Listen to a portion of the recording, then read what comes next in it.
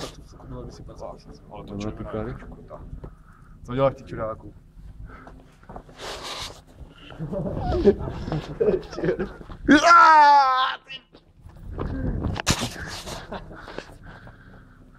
Fíky, jdeš nahatý dneska na motorku?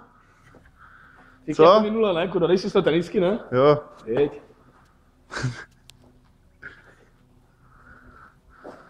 Jiní to postaví na zadní, ty to zbřízní nahatý, ne? Jo. Dneska prodáme VR6. Tu nemá průhěník. Fíky, jeď nahatý.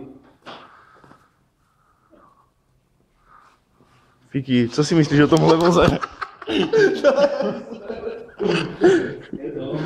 Je to. Jenom všichni vidí. Je to na filmu. To je on, co jezdil na té motorce. Po Havířově. Vidíte ho, zblízký?